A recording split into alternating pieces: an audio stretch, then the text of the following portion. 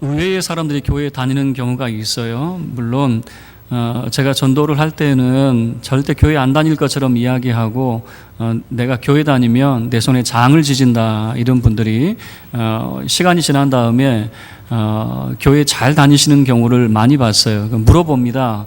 어떤 계기로 교회를 나가게 됐습니까? 저한테는 죽었다 깨나도 교회 안 나간다고 그랬는데, 그랬더니 한결같은 말씀이 이거예요. 계기가 뭐냐라고 물어보면 나도 몰라. 내가 왜 나가게 됐는지. 그런데 어쩌다 보니까 나가게 됐네 라고 하는 것. 그런 이야기를 많이 들었습니다. 김일성이가 어렸을 때 교회를 다녔고 그 집안이 이 교회를 다녔던 집안이다. 그러면 깜짝 놀라죠. 김일성이 어떤 존재입니까? 공산주의를 앞세워서 종교는 인민의 아편이다 그래서 교회를 말살하고 교회 문을 닫았던 사람 아니겠습니까? 그런데 여러분, 종교를 말살해놓고 지금 북한을 보면 공산주의 자체가 하나의 종교가 됐잖아요. 주체사상이라고 하는 것을 중심으로 하나의 종교가 돼서 그냥 이단 집단 같잖아요. 그 모습을 언제 발견하게 됐냐면은 예전에 이제 우리나라에서 이제 아시안 게임이었던가요? 이제 그거 할 때에 공동으로 아마 뭐 출전하고 탁구도 출전하고 뭐 그럴 때였던 것 같아요. 그런데 이제 북한 그 선수단을 환영하면서 김대중 대통령, 전 대통령 또 김정일이었는가요? 이렇게 사진이 붙어 있었는데 그날 비가 왔어요. 근데 아마 뉴스도 한번 나온 적이 있죠. 그때 내려왔던 그 북한 여자 응원단들 거기서 울고불고 난리였죠. 우리는 이해가 안 되는 게 뭐냐면, 비가 와서 그 현수막이 좀 젖는다, 대수입니까? 그런데 우리 수령님이 지금 비에 젖고 있다, 울고불고 거기에서 난리치는 모습을 보고, 그게 하나의 집단 최면이고 하나의 종교화되어 있는 그런 모습 아니겠습니까? 이 비슷한 모습들이 이제 오늘 본문의 말씀 속에서 우리가 찾아볼 수 있는데, 오늘 이제 우리가 8장 읽지는 않았지만 9절부터의 내용이 이 사마리아의 시몬이라고 하는 사람에 관련된 이야기를 하고 있습니다. 이 사마리아의 시몬이라고 하는 사람이 얼마나 대단한 사람인지, 이 사마리아에 얼마나 영향력 있는 사람인지, 그 사람을 9절 말씀을 보시면 하반절을 보면 자칭 큰 자라라고 하는 그런 표현을 쓰고 있어요. 우리가 그 사람이 마술 행위를 했기 때문에 마술사가 아닌가, 근데 그건 직업이 아닌 것 같아요. 그 사람의 직업은 오히려 자칭 큰 자라라고 하는 것에서 찾아볼 수 있는데요. 제롬이라고 하는 사람은 이것을 어떻게 이제 해석을 하냐면, 이 사마리아의 시몬이라고 하는 사람이 나는 하나님이다, 나는 보혜사다, 나는 전능자다, 이런 식으로 스스로를 하나님으로 또는 하나님의 대리인으로 자기 자신을 그렇게 소개하고 있다라고 하는 거죠. 그런데 많은 사람들이 거기에 이제 이 10절 말씀을 보면 사마리아 성 사람들이 이 시몬에 대해서 그렇게 인정을 하더라라고 하는 거죠.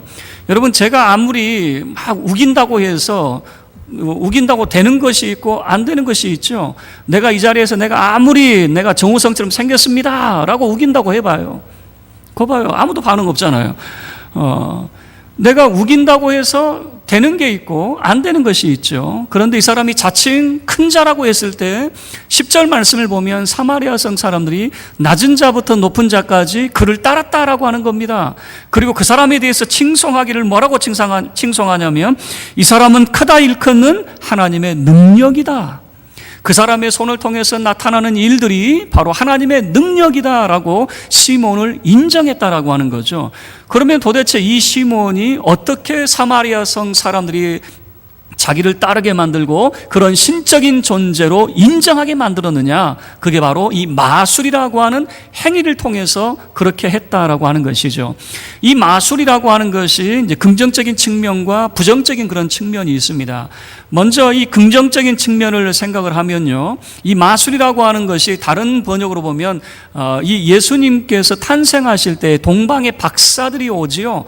그럴 때 이 마술, 마고이라고 하는 것이 박사라고 이렇게 표현이 되는데요, 박사라고 할 때는 이런 겁니다. 이 사람은 학문적인 조예가 깊고 지식이 탁월한, 그래서 왕에게 국사를 조언해주는 현자를 박사라 그렇게 말을 합니다. 그러니까 이 마술이라고 하는 것이 긍정적인 측면에서는 매우 지혜로운 사람을 말하게 되는데요, 부정적인 측면에서는 이런 겁니다. 모세를 대항했던 애굽의 마술사들을 이제 부정적인 측면에서 말해볼 수 있는데 이겁니다.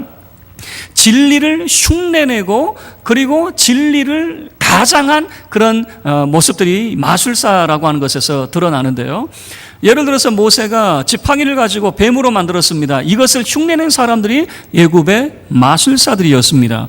모세가 나일 강물을 피로 물들일 때에 그것을 흉내냈던 사람들이 바로 애굽의 마술사였습니다. 그래서 마술에 대한 부정적인 측면은 진리를 위장하고 가장하여 사람들을 유혹하고 현혹시키는 것이 바로 이 마술의 부정적인 측면이 됩니다. 그런데 이 사마리아의 시몬이라고 하는 사람은 마술이라고 하는 행위를 통해서, 이거는 긍정적인 면이 아니라 부정적인 면으로 사용이 됐겠죠.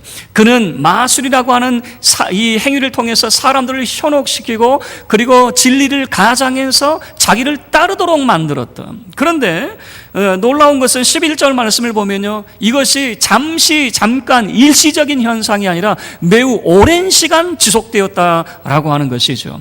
그래서 아마 사마리아 성에 있어서 가장 유명한 사람, 신적인 존재가 누구냐라고 물어본다면 바로 이 시몬과 같은 사람일 것입니다. 자, 이 사람이 과연 예수 믿게 될까? 우리는 의아하게 생각하는데 성경은 뭐라고 이야기하냐면 이 사람도 예수를 믿었습니다 라고 그렇게 표현을 하고 있다, 그 말입니다. 여러분 12절 말씀을 보면요, 이런 겁니다. 빌립이 하나님 나라와 예수 그리스도의 이름을 증거합니다. 바로 예수 그리스도를 통해서 하나님의 나라가 어떻게 도래하게 될 것인지, 바로 이 영생의 선물이 예수 그리스도를 믿음으로 주어진다라고 하는 것을 그가 전도를 하게 되죠. 그럴 때 수많은 남녀의 무리들이 다 이 빌립의 전도를 듣고 예수를 믿고 세례를 받았습니다. 그 중에 한 사람이 누구냐? 13절 보세요. 그 중에 한 사람이 바로 이 자칭 큰 자라고 자기 자신을 소개했던 시몬, 이 사람이 바로 예수를 믿고 세례를 받았다라고 하는 거죠. 여러분 13절 함께 우리 합독하겠습니다. 시작. 시몬도 믿고 세례를 받은 후에 전심으로 빌립을 따라다니며 그 나타나는 표적과 큰 능력을 보고 놀라니라. 자, 보세요. 지금 이 시몬, 자기 스스로 이 신의 대리자라고, 또는 나는 하나님이다, 자칭 하나님으로 이렇게 자기 자신을 소개했던 사람이, 이 사람도 예수 믿었대요. 하고 좀 놀랬으면 제가 좀 좋았을 텐데, 이런 사람도 예수 믿었대요. 제가 내 손에 장을 지진다 사람하고는 뭐 차원이 다른 것 같아요. 사마리아에 그런 영적으로 가장 영향력 있는 사람이 예수 믿었대요. 뿐만 아니라 그가 세례를 받았대요. 우리로 치면은 무당 중에 왕무당, 누군지는 모르겠어요. 이런 사람이 예수 믿고 세례 받았대요. 세상에, 그런 사람은 예수 안 믿을 줄 알았는데 그 사람이 예수 믿었어? 그런데 이 시몬이 지금 예수 믿고 세례를 받았어요. 그런데 단순히 세례 받은 것으로 끝나지 않고 뭐라고 이야기하냐면 전심으로 빌립을 따라다니며 라고 하는 거죠. 전심으로라고 하는 게 뭡니까? 빌립의 적극적인 후원자가 됐다는 것 아니겠습니까? 그리고 그는 빌립을 따라다니는 그런 사람이 되었어요.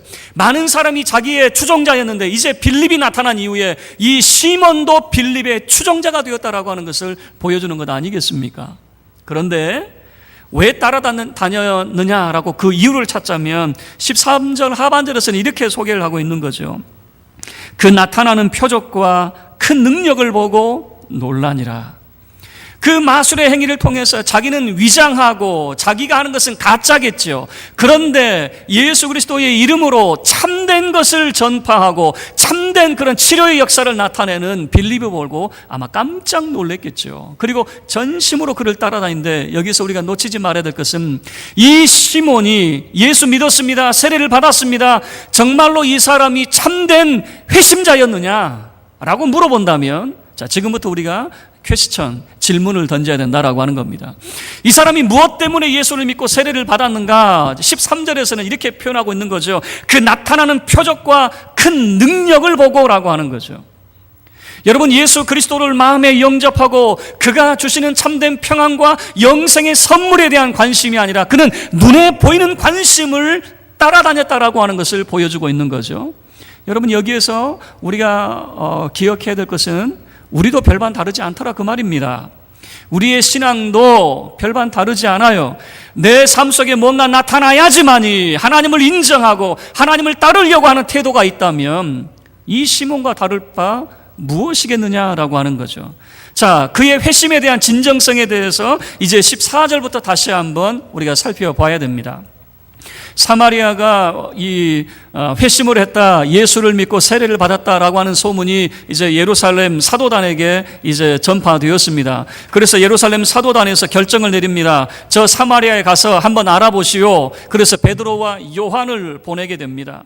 베드로와 요한이 사마리아에 당도했습니다. 그리고 사마리아의 상황을 봤는데 예수 믿고 세례를 받았습니다. 그런데 부족합니다. 무언가 아직 부족합니다. 뭐가 부족하냐라고 봤더니 16절 말씀을 보시면 이 사마리아 사람들에게 단 한 사람도 성령 받은 일이 없더라 그 말입니다.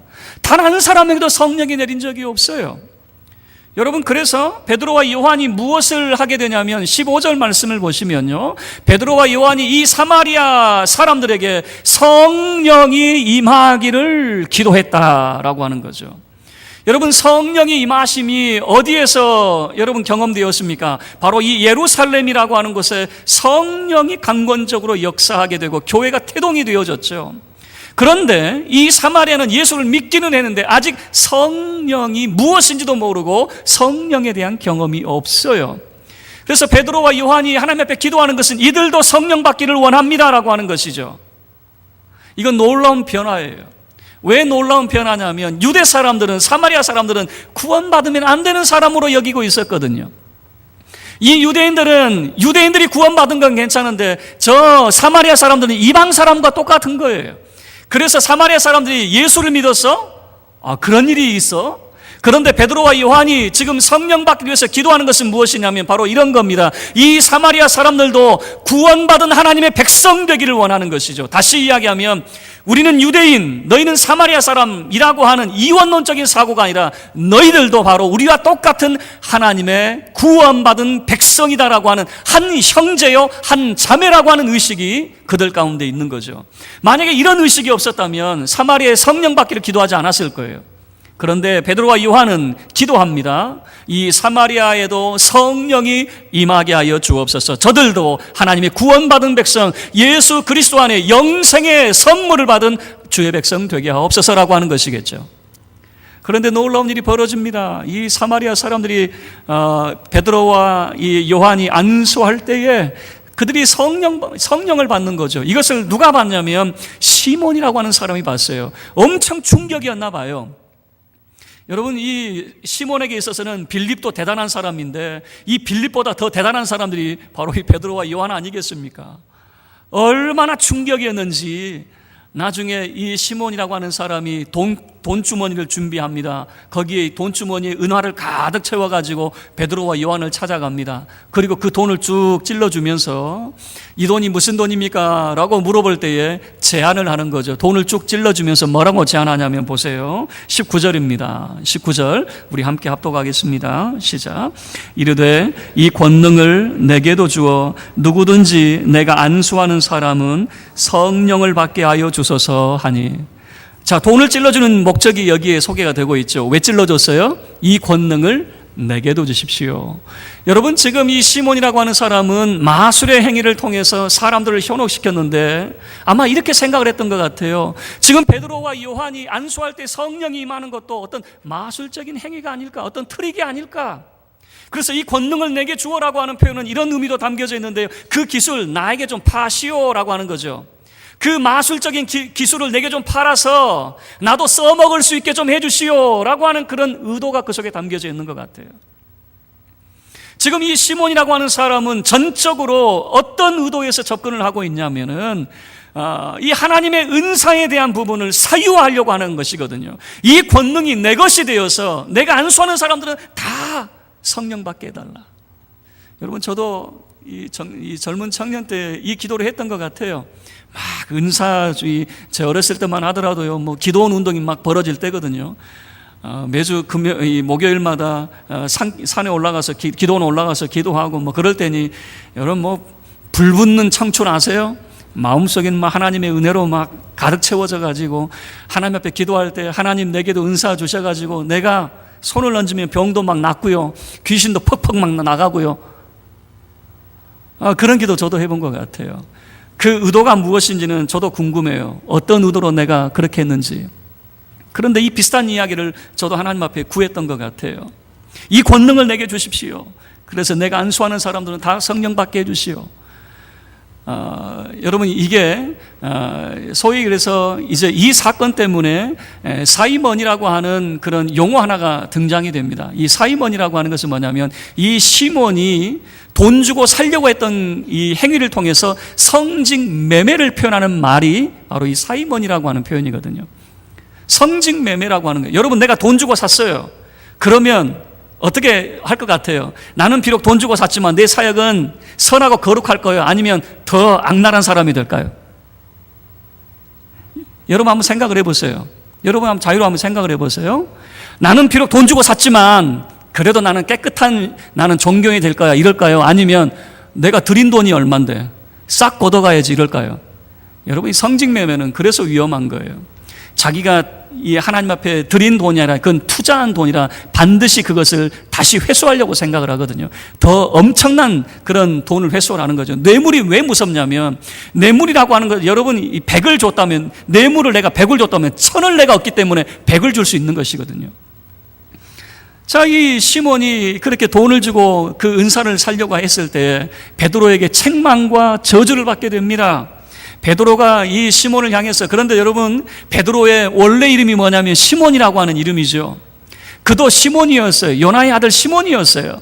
그런데 예수님께서 이 시몬의 이름을 바꿔주시죠. 너는 게바, 베드로라고 하는 그 이름을 예수님이 이 시몬에게 주는 것 아니겠습니까? 그러니까 사실 보면 이런 겁니다. 동명이인이에요. 동명이인. 우리는 성경적인 이름으로, 예수님이 부여하신 이름으로 베드로가 시몬에게 이야기했다라고 표현하고 있지만, 사실은 같은 이름을 가지고 있는 사람이 같은 이름을 가진 사람에게 말하고 있는 것이죠. 뭐라고 말합니까? 책망과 저주가 바로 20절 말씀에 소개가 되고 있습니다. 함께 읽겠습니다. 시작. 베드로가 이르되 내가 하나님의 선물을 돈 주고 살 줄로 생각하였으니 내 은과 내가 함께 망할지어다. 자, 지금 베드로가 책망하는 것은 무엇이냐면, 너는 하나님의 선물을 돈을 주고 살려고 해. 하나님의 은총의 선물 아닙니까? 여러분, 성령의 역사하심은 이런 겁니다. 성령은 바로 하나님 그분이십니다. 하나님을 어찌 사람이 조종할 수 있단 말입니까? 어찌 하나님을 사유화할 수 있단 말입니까? 내 것이라고 말할 수 있단 말입니까? 여러분, 우리는 항상 기억하셔야 됩니다. 하나님 앞에 엎드릴 수 있어야 돼요. 하나님 앞에 우리의 인생의 길을 물으셔야지, 하나님을 좌지우지하려고 해서는 안 되는 겁니다. 성도 여러분의 기도 소리를 제가 가만히 들어보면요, 하나님을 움직이려고 그래요. 하나님 이렇게 해주세요, 저렇게 해주세요. 반드시 하셔야 됩니다. 그래야지만이 나의 하나님이 되고, 안 해주면 나의 하나님 아니에요. 여러분, 이 모습이 바로 하나님을 좌지우지하는 거예요. 하나님 이렇게 하시고 저렇게 하시고 하나님을 흔들려고 하는 것이죠. 그러나 여러분, 조금 더 우리가 신앙의 깊이에 들어가면 어떻습니까? 하나님을 움직일 수 있는 게 아니에요. 우리는 하나님의 뜻 앞에 우리는 굴복해야 됩니다. 하나님의 그 뜻 앞에 납작 엎드려져야 됩니다. 주님의 뜻이 무엇인지, 당신이 원하시는 것이 무엇인지 알게 하옵소서. 내가 따르겠습니다. 여러분, 그래서 기도의 그런 깊이를 보면요, 처음에는 내 기도예요. 하나님 이렇게 해주세요, 하나님 저렇게 해주세요. 나 너무나도 급하니까, 나 너무나도 절박하니까 하나님 이렇게 해주세요, 그래요. 근데 대부분이 여기서 기도를 끝내는 게 문제가 되는 거예요. 조금 더 깊이 들어가면 어떤 현상이 나타나냐면, 하나님 이건 내 뜻이었습니다. 그러나 내 원대로 마옵시고 아버지 뜻대로 하옵소서. 우리의 기도가 조금 더 깊이 들어가면 반드시 그 기도를 하게 돼요. 여러분, 이것은 경험해 본 사람들은 제가 무슨 말을 하고 있는지 알고 있을 거예요. 우리가 내가 원하는 것만 하나님 앞에 주구장창 말하는 것이 아니라 조금 더 깊이 들어가셔야 돼요. 조금 더 깊이 들어가서 하나님 내 원대로 마옵시고 아버지의 뜻대로 되기를 원하나이다. 그런데 이 시몬이라고 하는 사람은 이겁니다. 하나님의 선물을 돈 주고 살려고 생각을 했어요. 그래서 그를 책망합니다. 그 다음에 그를 저주합니다. 내 은과 내가 함께 망할지어다 라고 하는 거죠. 돈과 함께 너 망해버려라, 그 소리 아니겠습니까? 여러분, 이 엄청난 소리를 듣게 되는 거죠. 왜 그렇습니까? 21절 말씀은 이 베드로가 계속해서 설명을 해줍니다. 하나님 앞에서 내 마음이 바르지 못하구나 라고 하는 거예요. 하나님 앞에서 내 마음이 바르지 못해요. 여러분, 과거에 그 앞전에 어떤 일이 있습니까? 아나니아 삽비라 사건이 벌어졌습니다. 아나니아 삽비라 자기가 가지고 있는 밭을 그 소유 일부를 팔아가지고 얼마를 감췄습니다. 여러분, 이 사건이 무엇이었냐면 내 마음속에 정말로 그들의 마음속에 무엇이 가득했습니까? 정말 악으로 가득 차 있는 그런 모습 아니겠습니까? 그 마음이 바르지 못함에 대한 그 이야기가 아나니아 삽비라 이야기였는데, 바로 이 사마리아의 시몬에게서도 동일한 이야기가 등장이 되고 있는 거죠. 너도 마음이 바르지 못하구나. 그 마음이 바르지 못해요. 그래서 뭐라고 이야기합니까? 이 도에 내가 관계도 없고 분깃될 것도 없다. 너는 이 기독교에 아무 상관이 없다라고 하는 것이죠. 그리고 22절 이렇게 이야기합니다. 그러므로 너의 이 악함을 회개하고 주께 기도하라. 혹 마음에 품은 것을 사하여 주실 것이다. 23절 보세요. 함께 읽겠습니다. 23절 시작. 내가 보니 너는 악독이 가득하며 불의에 매인 바 되었도다. 너의 마음의 상태를 보니, 여러분 지금 돈을 가지고 있는 정말 이 사마리아에서 유명한 시몬에 대해서 말하는 게 아니라, 여러분 자세히 보세요. 그 시몬의 마음밭을 들여다보고 있는 거죠. 너의 마음이 지금 무엇으로 가득 차 있는지, 악독으로 가득 차 있고 불의에 매인 바 되었구나 라고 하는 것이죠. 무슨 말입니까? 그가 은사를 구했는데 돈 주고 살려고 그랬어요. 사유화하려고 그랬어요. 하나님의 선물을 자기의 것으로 만들려고 그랬어요. 그리고 그것을 통해서 아마 돈벌이로 생각을 했겠죠. 성령을 돈벌이로 이용을 하려고 했겠죠. 그런 마음들을 지금 들여다보고 있는 겁니다. 이런 말씀을 마치도록 할게요. 이 시몬이라고 하는 사람을 통해서 성경은 이렇게 말하고 있는 것 같아요. 아직도 부족하다. 아직도 부족하다. 여러분, 시몬이라고 하는 사람이 어떤 사람입니까? 비록 그가 예수를 모를 때는 자칭 큰 자라고 여겼지만은 예수 믿은 사람이에요. 세례 받은 사람입니다. 빌립을 전심으로 따른 사람이었어요. 뭐가 부족합니까? 예수 믿고 성령 받은 세례까지 받은 사람인데 뭐가 부족합니까? 그런데 성경은 이렇게 말하고 있는 거예요. 여전히 부족하다. 여전히 부족하다. 뭐가 부족합니까? 한 두 가지로 생각을 해볼 수 있을 것 같아요. 여러분, 성경 본문 말씀에서 우리에게 보여주는 것은 첫 번째는 이겁니다. 많은 사람들이 예수 믿고 세례를 받았지만 성령을 몰라요. 성령을. 예수님의 제자들은 가는 곳마다 성령을 받았습니까? 라고 물어봅니다. 그리고 성령 받기를 위해서 기도하고, 여러분 사도 바울도 가는 곳마다 성령을 받기를 기도하고 안수하고 어떻게 하든지 성령의 사람이 되기를 원했습니다. 왜 그럴까요? 교회는 성령과 함께 시작하기 때문에 그렇습니다. 하나님의 나라는 성령과 함께 시작하기 때문에 그렇습니다. 근데 많은 사람들이 교회는 다닙니다. 오랜 시간 교회 가운데 머물고 있습니다. 그런데 성령이 무엇인지도 관심도 없어요. 성령이 무엇인지 전혀 관심도 없고, 성령을 받았습니까? 라고 물어봐도 그게 뭔데요? 여러분, 우리의 첫 번째 부족한 점이 뭐냐면 성령을 받아야 된다라고 하는 것이에요. 두 번째는 무엇이냐면 성령을 받긴 받는데 왜 받느냐 그 말입니다. 성령을 자기 것으로 만들려고 사유화하려고 하는 거죠. 하나님을 조종하고 하나님을 자기 마음대로 이용하려고 하는 거죠. 여러분, 이것 또한 잘못된 거예요. 우리는 항상 하나님 앞에 굴복하는 훈련을 하셔야 됩니다. 하나님의 뜻이 무엇인지, 정말 하나님께서 원하시는 것이 무엇인지를 늘 살피는 우리의 삶이 되어져야 됩니다. 그래서 이 본문 말씀을 묵상하면서 제 자신을 뒤돌아봅니다.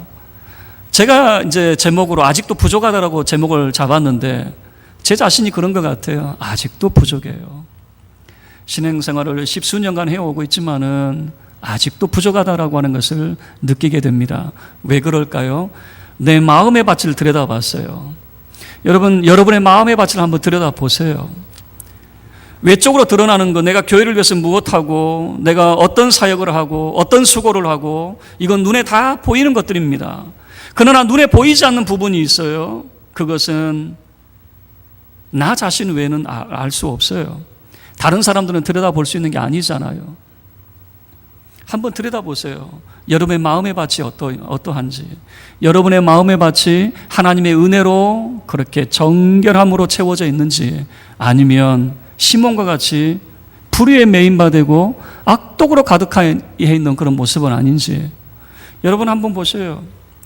성도들의 신앙의 삶을 가만히 들여다보면요, 처음에는요, 예수 외에는 아무것도 없어요. 그 마음속에 오직 예수로만 충만합니다. 그런데 시간이 지나면 지날수록 예수가 점점 작아지는 것 같아요. 왜 그런가라고 물어봤더니 교회 일을 하다가 상처받았대요. 사람 때문에 상처받았대요. 그래서 이 마음밭이 예수로만 채워진 것이 아니라 상처투성이로, 예수는 어느 순간인가 조그맣게 없는 건 아닌 것 같아요. 있어요.